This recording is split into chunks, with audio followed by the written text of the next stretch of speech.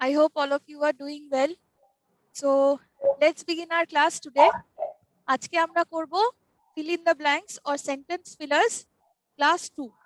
একটা ক্লাস আমরা অলরেডি করেছি এর আগে সেন্টেন্স ফিলার্স এর।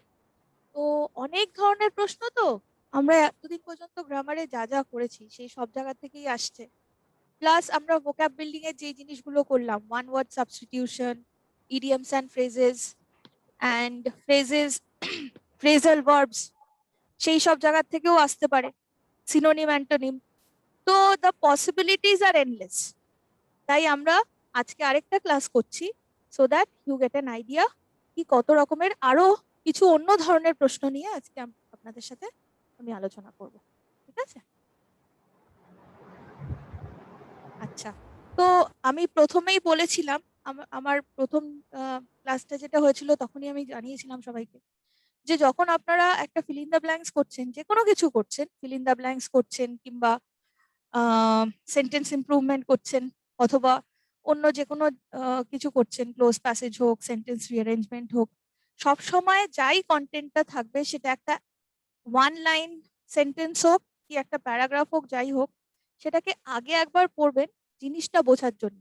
এই জিনিসটা খুব ভাইটাল, এটা প্লিজ স্কিপ করবেন না। এবং এটা করার জন্য আপনারা বুঝতেই পারছেন যে প্রত্যেকটা জিনিস যদি আমাকে দুবার করে পড়তে হয় তাহলে আমার স্পিডটা সেরকম মেনটেন করতে হবে, তাই তো? তো এখন থেকে সেই চেষ্টাটাই করুন যাতে নিজের স্পিডটাকে একটু বাড়ানো যেতে পারে, কেননা যত প্র্যাকটিস করবেন তত স্পিড বাড়বে। It is a proven fact. The more you practice, তত আপনাদের বেটার স্কিলটা আসবে সেই জিনিসগুলো করার ক্ষেত্রে। কিন্তু এইটা কখনোই মিস করবেন না যে আমি না পড়ে জাস্ট করতে করতে একটা ফিল ইন দ্য ব্ল্যাঙ্কস করবো। কেননা দেখুন কি হয় সমস্যাটা, চারটে অপশন যে দেওয়া থাকে, চারটে অপশনের মধ্যে থেকে আমাকে যখন একটা চুজ করতে হচ্ছে, তার মধ্যে আপনি দেখবেন যে কাছাকাছি কিছু অপশন থাকে। তার মানে যেইটা কারেক্ট আনসার সেটা তো ঠিক আছে, বাট ওর সাথেও কাছাকাছি যায় বা ক্লোজও আরো কখনো কখনো এরকম দিয়ে দেয় কিছু অপশন। তখন একটা কনফিউশন হয়, তাহলে কোনটা চুজ করব, তাই না? এইটার বেসিসটা, এই কনফিউশনটা, এই ডিলেমাটা দূর করার বেসিক যেই জায়গাটাকে আমাদেরকে ধরতে হবে সেটা হচ্ছে to understand the sentence. Because আপনি যেই অপশনটা চুজ করছেন ব্ল্যাঙ্কে প্লেস করার জন্য, মনে রাখবেন যে সেটা শুধু ব্ল্যাঙ্কের জন্য না, পুরো সেন্টেন্সের মানেটার সাথে যাতে কমপ্লিমেন্টারি হয়। আজকেও আমরা যে এক্সারসাইজ গুলো করব, সেখানেও আমি ঠিক এই রকম যেই কথাটা আমি এখন আপনাদেরকে বললাম, সেই আইডিয়া থেকেই আমি কিছু সেন্টেন্সেস আপনাদের জন্য রেখেছি, so that you understand how important it is to understand or conceptualize the statement, the sentence, and then fill in the blank. Okay, so let's begin. প্রথমেই আমরা যেই তিনটে প্রশ্ন পাবো, মানে কোয়েশ্চেন নাম্বার 1, 2 and 3, এই তিনটে প্রশ্ন পরীক্ষাতে এসে যাওয়া প্রশ্ন। কিন্তু SSC CGL SSC CGL tier 1 exam 2016-এ এই তিনটে প্রশ্নই এসেছিল, question number 1, 2 and 3। So you are going to get a reasonable idea যে কি রকম ধরনের প্রশ্ন আসে। ডাব্লিউবিসিএস এ আসা fill in the blank question নিয়ে আমি এর আগের দিন আলোচনা করেছিলাম। এসএসসি সিজিএল এ আসা কোয়েশ্চেনও কিছু আমি আগে আলোচনা করেছিলাম আপনাদের সাথে। এবং পরবর্তীকালে টায়ার 2-তে কি ধরনের কোয়েশ্চেন আছে সেগুলো আমি আলোচনা করব সিজিএল এর ক্ষেত্রে। যদিও ডাব্লিউবিসিএস এর প্রিলিমিনারি লেভেলেই এই ধরনের জিনিস আসে, তারপরে তো গিয়ে ডেসক্রিপটিভ পেপার থাকে। তো মূলত এরকম জিনিস করলেই আপনাদের সবগুলোর জন্য একটা মোটামুটি ধারণা হবে। প্রথমটা দেখা যাক যাক কি আছে। Number 1, nothing is impossible dash him. ঠিক আছে, nothing is impossible dash him. Now who can tell me which is the answer? Very good. The answer is for. Absolutely correct. For is a preposition এবং সেটা এইখানে আসবে। ঠিক আছে, impossible for him. Absolutely correct. Number 2, my relations dash him are not friendly. Yes, Bakura? with, absolutely correct, absolutely correct. My relations with him, আমার তার সাথে সম্পর্ক ভালো নয়, বা তার সাথে সম্পর্ক আমার বন্ধুত্বপূর্ণ নয়। ঠিক আছে, third one,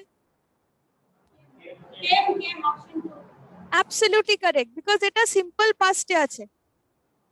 George came to this country a year ago, a year আগো বললে বোঝাই যাচ্ছে 1 বছর আগে এসছে, এবং তার জন্য কি হবে, কেম। ভেরি গুড, খুব ভালো।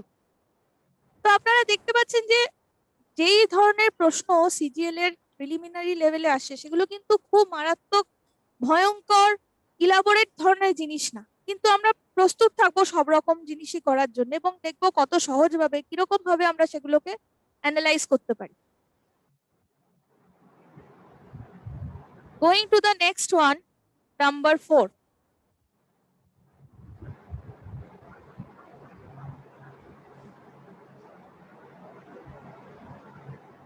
কোনটা হবে? Number 4, let me read it. ISRO created history by dash the world's third largest hypersonic wind tunnel at Vikram Sarabhai Space Center. ISRO created history by dash the world's third largest hypersonic wind tunnel at Vikram Sarabhai Space Center.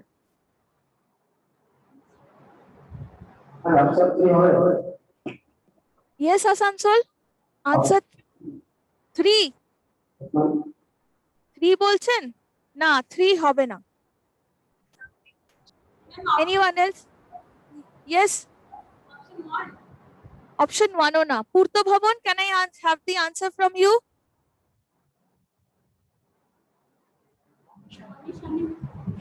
2.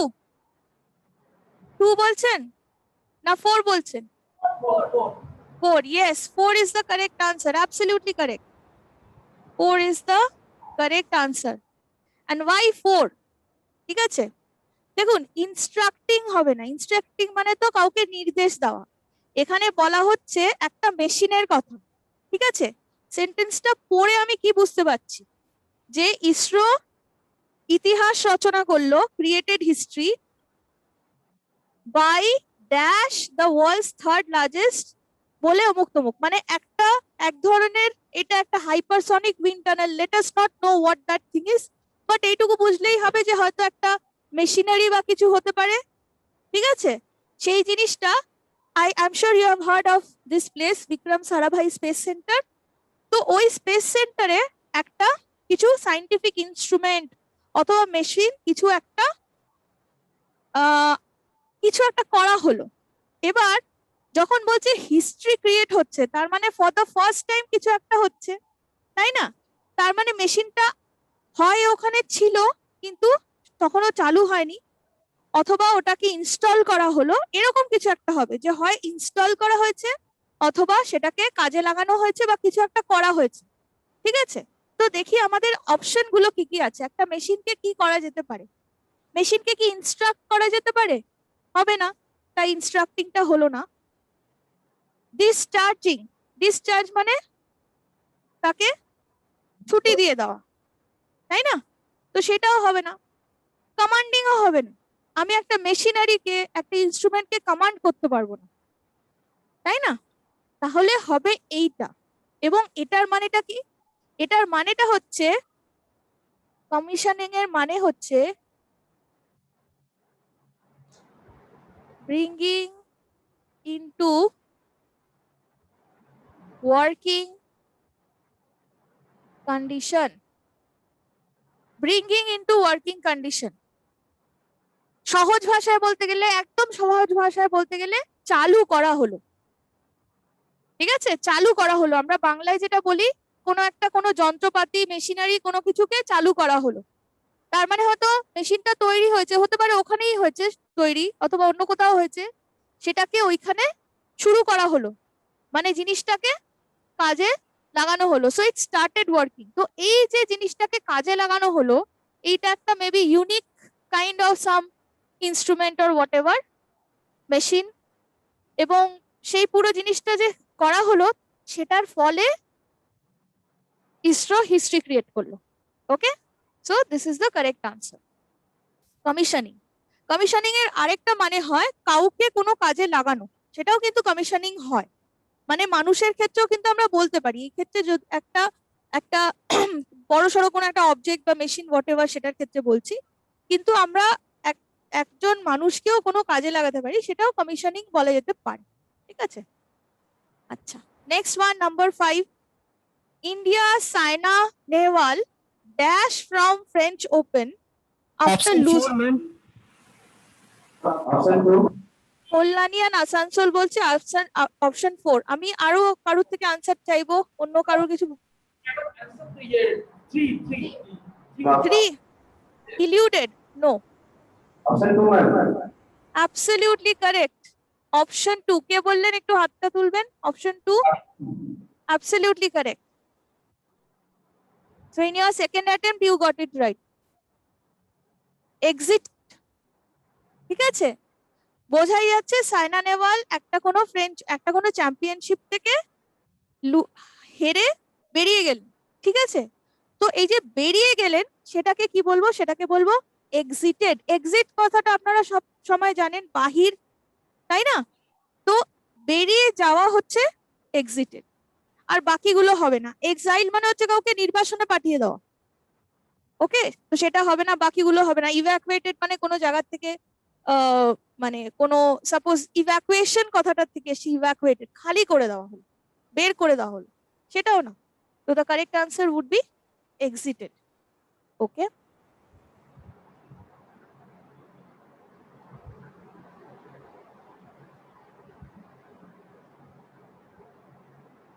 Number 6. Excellence requires hard work dash of the subject or curriculum.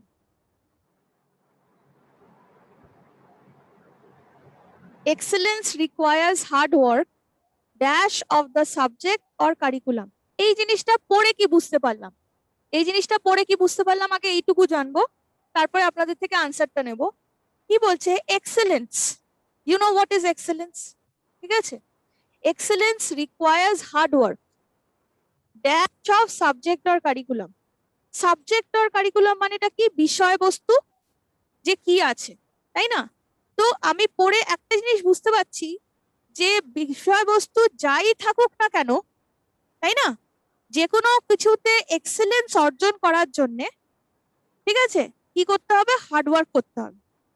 তাহলে এইটা একটা contradict করছে, কিন্তু এই পার্টটাকে contradict করছে এই পার্টটা। Excellence requires hard work dash of the subject or curriculum.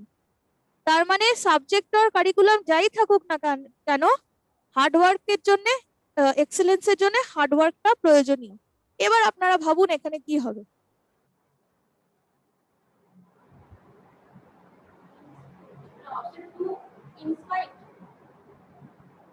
In spite একটুর জন্য ভুল হয়ে গেল। ইনস্পাইট, আপনি বলছেন ইনস্পাইট তো? হ্যালো ম্যাম, হ্যালো, হ্যাঁ বলুন। অপশন 1। অপশন 1 হবে না। অপশন 1 এর মানেটা কি জানেন? ইন লিউ মানে হচ্ছে পরিবর্তে, ঠিক আছে, কোনো কিছুর পরিবর্তে যখন কিছু হয় সেটাকে আমরা বলি in Liu. Ma'am option 3। Option 3 ও না, answer is option 4, irrespective of. ঠিক আছে, হ্যাঁ বলুন।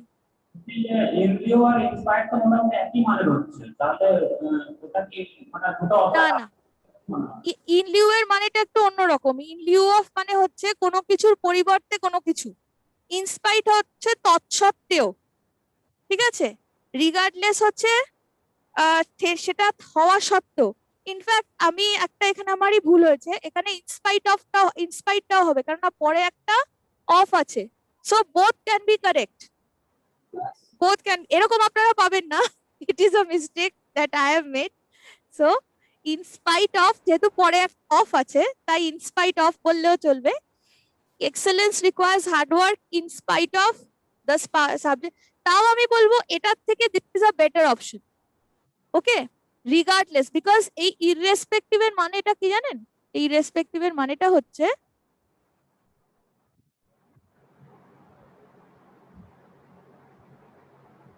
রিগার্ডলেস, রিগার্ডলেস মানে যাই থাকুক না কেন, কারিকুলামে বা সাবজেক্টে যাই হয়ে থাকুক না কেন, বা যাই থেকে থাকুক না কেন, তাহলেও হার্ডওয়ার্কই প্রয়োজন এক্সেলেন্স পাওয়ার জন্য। ওকে, আর ইন লিউ এর কথাটা আপনি কোথায় ইউজ করতে পারেন? যদি আমি বলি যে সাপোজ একজন কোনো একটা সাপোজ কেউ কোনো একটা জেনে বুঝে বা না জেনে একটা কোনো কাজ করে ফেলেছে, ঠিক আছে, এবার তাকে একটা পানিশমেন্ট দেওয়া হলো বা বলা হলো তোমাকে একটা মনিটারি কম্পেনসেশন দেওয়া হবে, দিতে হবে। এবার সে টাকা দিয়ে সেটার ভরপাই করতে পারলো না, তখন সে নিজে পরিশ্রম করে সেটার বদলে কম্পেনসেশনটা করে দিল। তার মানে কি, একটা মনিটারি কম্পেনসেশনের বদলে সে নিজে খেটে সেইটা মেক আপ করে দিচ্ছে, ঠিক আছে। সেই ক্ষেত্রে আমরা বলতে পারি ইন লিউ অফ, তার মানে ইনস্টেড অফ, ঠিক আছে, মানে এটার পরিবর্তে ওটা, একটাকে রিপ্লেস করে আরেকটা। কিন্তু এখানে রিপ্লেস করে কোনো কথা বলা হচ্ছে না, এখানে বলছে যাই থাকুক না কেন তা সত্ত্বেও, regardless of subject or curriculum, আমরা হার্ডওয়ার্ক না করলে কেউ এক্সেলেন্স পাবে না, ঠিক আছে। So the correct answer would be this one, regardless. In spite of টাও কাছাকাছি যাচ্ছে, লাইক আই সেড, কেননা রিগার্ডলেস আপনারা যদি, আই এম শিওর আপনারা গুগল যদি সার্চ করেন তাহলে দেখবেন, বা কোথাও যদি আপনাদের সিনোনিম অ্যান্টোনিমের কোথাও পেয়ে যান তাহলে দেখবেন যে রিগার্ডলেস এর একটা সিনোনিম কিন্তু ইনস্পাইট অফ। কিন্তু এই যে সেন্টেন্সটা দেওয়া আছে সেটার জন্য দিস সুটস বেস্ট, এটাই আমি বলছিলাম যে কোনো একটা সেন্টেন্সের ক্ষেত্রে কিন্তু ম্যাটার করে যে দুটো কাছাকাছি হলেও কোনটা বেটার যাচ্ছে সেটা হবে। কেননা টেকনিক্যালিও দেখুন এখানে একটা অফ আছে, তাহলে যদি অফ না থাকতো তাহলে ইনস্পাইট হতো না, হয় বলবেন ডেসপাইট অথবা ইনস্পাইট অফ। এটা একটা খুব বড় ভুল হয় অনেকের ক্ষেত্রে, আমি এটা বলে দিচ্ছি। এই যে ইনস্পাইট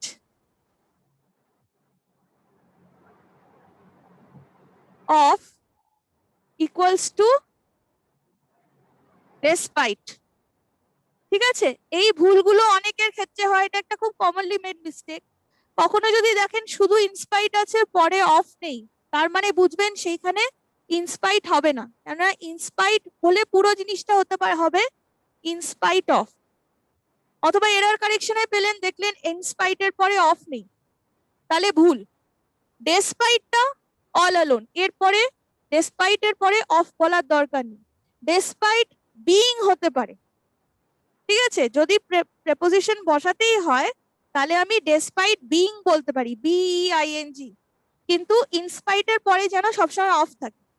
তো এটার ক্ষেত্রে যেমন অফটা ছিল, তাহলে টেকনিক্যালি আমি ইনস্পাইট বসাতে পারি, কিন্তু সেন্টেন্সটার মানেটার জন্য দিস সুটস বেস্ট, এটা ভালো স্যুট করেছে, তাই I would say this is the correct answer, regardless.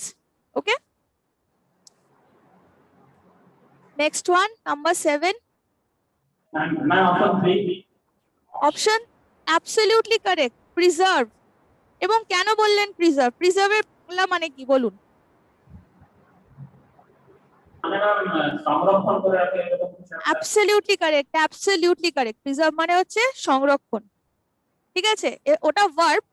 যদি প্রেজার্ভেশন বলতাম তাহলেও সেটা হচ্ছে সংরক্ষণ, ঠিক আছে। আপনারা একটা কাজ করবেন, আপনারা আজকে বাড়ি যাবেন, ডিকশনারি অবশ্যই দেখবেন, কিছু ওয়ার্ড সবসময় স্টকে রাখবেন, কেননা এগুলো আপনারা যেই ধরনের পরীক্ষা দিচ্ছেন, পার্টিকুলারলি ডাব্লিউবিসিএস এ যেখানে ট্রান্সলেশনও আসে, ঠিক আছে, সেখানে কিন্তু ওয়ার্ড স্টক বাড়ানোর একটা খুব ভালো পদ্ধতি আপনাদেরকে বলে দিচ্ছি। এই ধরনের ওয়ার্ডগুলো যেগুলো খুব মানে সচরাচর আমরা ব্যবহার করে থাকি, কনজারভেশন, রেজার্ভেশন, প্রেজার্ভেশন, ঠিক আছে, ওগুলোর বাংলাগুলো জানবেন, সংরক্ষণ কোনটা, আরক্ষণ, ঠিক আছে, এবং কোনটার ক্ষেত্রে কি বন্য প্রাণী সংরক্ষণ, ঠিক আছে। তো এইরকম ভাবে কানেক্ট করার চেষ্টা করবেন কোন জিনিসটা কোন ইয়েতে। আর আরেকটা জিনিস খেয়াল করবেন, সেটা হচ্ছে সাপোজ আপনারা কখনো কোনো এমন জায়গায় গেছেন যেখানে মানে গভর্নমেন্টের কোনো ডিপার্টমেন্ট ইত্যাদিতে গেছেন, তো সেই যে ওয়ার্ডগুলো দেখবেন বাংলায় এবং ইংলিশে দুটোতেই লেখা থাকে, তো যে বোর্ডটা থাকে কোনো একটা অফিসে গেলে, তো ওই ডিপার্টমেন্টের নামগুলোর মধ্যে ওখানে কোন ডিপার্টমেন্টে যাচ্ছেন, কি যাচ্ছেন, কোন একটা ইউনিভার্সিটি বা কলেজে গেলেন বা কোনো একটা অফিসে গেলেন বা হসপিটালে গেলেন, সেখানে যে বিভিন্ন দপ্তরগুলো আছে সেগুলোর বাংলা কি হয়, ইংলিশ কি হয়, make a note of those words. Suppose you are travelling through bus, ঠিক আছে, you are going somewhere, you are either traveling by bus or you are in a car or something. তো যেতে যেতে রাস্তা দিয়েও তো অনেক ওয়ার্ড পড়ে, তাই না? ওই ওয়ার্ড গুলো মনে রাখবেন। যদি বাংলাটা দেখেন তাহলে ইংলিশটা কি হবে সেটা কোথাও নোট করবেন। নিজেদের একটা এক্সক্লুসিভলি ভোকাবুলারির জায়গা তৈরি করুন। এই করে করে নিজেদের ওয়ার্ড স্টক গুলো বাড়বে এবং সঠিক জায়গায় এগুলোকে যদি কাজে লাগাতে পারেন তাহলে you have hit the jackpot, that much I can tell you. সঠিক জায়গায় সঠিক জিনিসটাকে কাজে লাগানো, এবং এইগুলো কিন্তু আপনাদের অবশ্যই কাজে লাগবে। আপনারা যখন আহ ইয়ে করবেন, এসে লিখবেন অথবা লেটার রাইটিং অথবা ট্রান্সলেশন, বিভিন্ন জায়গাতে, আমি পার্টিকুলারলি বলছি পিএসসির পরীক্ষা এবং ডাব্লিউবিসিএস, এই দুটো ক্ষেত্রে কিন্তু এই ধরনের জিনিসগুলোর জানকারি খুব ম্যাটার করে। Okay, so make it a habit. এটা একটা মানে মেন্টাল মাইন্ড গেমের মতন করে নিন, it will help you. Then numbers এর বাকিগুলো যেগুলো আছে সেগুলো তো হলো না, so let's move on to the next one.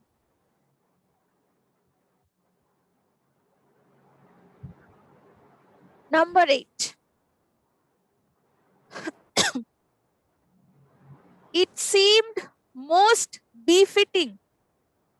Befitting মানে হচ্ছে সব থেকে ভালো, সব থেকে সুটেবল অথবা বেস্ট, যেটা ফিট করে অথবা সব থেকে যেটা সুটেবল হয়। It seemed most befitting for Beena Ramani, একজন ভদ্রমহিলার কথা বলা হয়েছে, for Beena Ramani to hold her first art exhibition in the capital, মানে অফকোর্স আমাদের national capital, in the very neighborhood that she is dash with discovering and developing Hos Khas village. তার মানে পড়ে কি বোঝা যাচ্ছে? পড়ে বোঝা যাচ্ছে যে একটা আর্ট এক্সিবিশন এই ম্যাডাম বিনা রামানি উনি হয়তো হোস্ট করবেন বা অর্গানাইজ করবেন, সেটার জন্য সব থেকে সুটেবল জায়গা মনে হলো হস খাস ভিলেজ, এমন একটা জায়গা যেই জায়গাটা তৈরি করার ক্ষেত্রে এবং ডেভেলপ করার ক্ষেত্রে উনাকে, এরপরে আমি আর বলবো না কি করা হয়। সেন্টেন্সটাকে যদি অ্যানালাইজ করি তাহলে আমাদেরকে এরকম ভাবে না অ্যানালাইজ করতে হবে, যে বলছে কি, গল্পটা কি সেটা আগে আমি বুঝবো সেন্টেন্সের মধ্যে।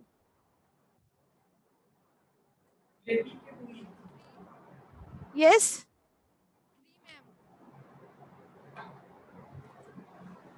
Credited with, absolutely correct. কে বললেন একটু হাতটা তুলুন, বাঁকুড়ার থেকে পেলাম কি আনসারটা? Absolutely correct, credited with, absolutely correct. What is the meaning of credited with? Credited with মানে হচ্ছে কারুকে কোনো কিছুর জন্য স্বীকৃতি দেওয়াকে বলা হয় ক্রেডিটেড উইথ, রাইট? তার মানে to believe or to say that somebody was responsible for some kind of development or achievement or something, মানে কোনো একটা ভালো কিছু হয়েছে সেটার জন্য উনি দায়ী, যে এই যে ভালো কিছু হলো, একটা ডেভেলপমেন্ট হলো, একটা এস্টাবলিশমেন্ট হলো, একটা কোনো অ্যাচিভমেন্ট হলো, সেটার জন্য যিনি দায়ী তাকে তার স্বীকৃতি যদি দেওয়া হয় তাহলে বলা হবে she is or he is credited with something something. In this case what? She is credited with discovering and developing Hos Khas village. ঠিক আছে, মানে যেই জায়গাতে উনি এইটা তৈরি করেছিলেন হস খাস ভিলেজটা, সেখানে সেইটার ক্রেডিট উনাকে দেওয়া হয়, তো তার জন্য বলা হচ্ছে ক্রেডিটেড উইথ। ওকে, আচ্ছা next one, number 9। Ma'am option 4। No, not option 4। Influence. ইনফ্লুয়েন্সও না। Yes, who said number 1? Can you please raise your hand? Absolutely correct. Ages. Ages, sorry, ages. What is ages? Ages মানে এখানে দেখুন চারটে যে option আছে তার মধ্যে একটা আছে যেটা ওটার কিছুটা কাছাকাছি যায় কিন্তু পুরো মিনিংটা অফ এজেস কে কমপ্লিট করি না। First of all this is a noun. Let me read the sentence first. Words in the garden, এটা আপনাদেরকে কনফিউজ করার জন্য, অনেক সময় কোনো কোনো জিনিস ইজি করার জন্য হাইলাইট করা থাকে, বোঝা যায়, এই ক্ষেত্রে কিন্তু করা নেই। এটা কি, এই words in the garden should have ideally been within inverted commas, but do not expect কি সব জায়গাতে সেরকম ভাবে থাকবে। লাইক আমি এখানে রাখিনি, কেন রাখিনি, বিকজ এরকম ভাবেই অনেক সময় দিয়ে দেয়। Words in the garden an annual festival organised, তার মানে এটা একটা ফেস্টিভ্যালের নাম। ওকে, an annual festival organized under the aegis of Ashok Vajpayee aims to celebrate ideas from the spheres of literature, art and the social sciences. ঠিক আছে, তার মানে এই যার কথা, যেই ব্যক্তিটির কথা বলা হয়েছে, ইনি ইনার কি বলবো, ইনার প্যাট্রোনেজে এই জিনিসটা হচ্ছে। Okay, so one very important synonym for this word is what? এটার একটা synonymous word যদি বলতে হয় তাহলে that would be patronage. And what is patronage, by the way? Patronage is basically, you can write down, it is, you know, protection, backing or support of a particular person or of a particular person or organization. ঠিক আছে, তার মানে it is the protection, backing or support of a particular person or organization. ওকে, তার মানে যখন কোনো একজন কোনো একটা কজকে বা কোনো কিছুকে সাপোর্ট দেন, বা নিজের ব্যাকিং দিয়ে সেই জিনিসটাকে মানে চালিয়ে যান আর কি, কোনো একটা কজকে বা কোনো কিছুকে, and in this case এরকম একটা ফেস্টিভ্যালকে ইনি সাপোর্ট দিয়ে যাচ্ছেন, তাহলে সেই ক্ষেত্রে শুধু ব্যাকিং করলে would not be correct। সেটার জন্য কারেক্ট ওয়ার্ড হচ্ছে aegis, যেটার একটা খুব ইম্পর্টেন্ট সিনোনিম হচ্ছে this word patronage. This is also of course, এটা সিনোনিম যখন, তাহলে ওটা যদি নাউন হয় তাহলে এটাও নাউন হবে। ঠিক আছে, এই কথাটা বেশি আসে, aegis কথাটা সব জায়গায় আসে না। You can expect somewhere or the other to find the word patronage. So just remember patronage মানে হচ্ছে এরকম একটা ব্যাকিং, সাপোর্ট ইত্যাদি কিছু একটা প্রসেসের নাম।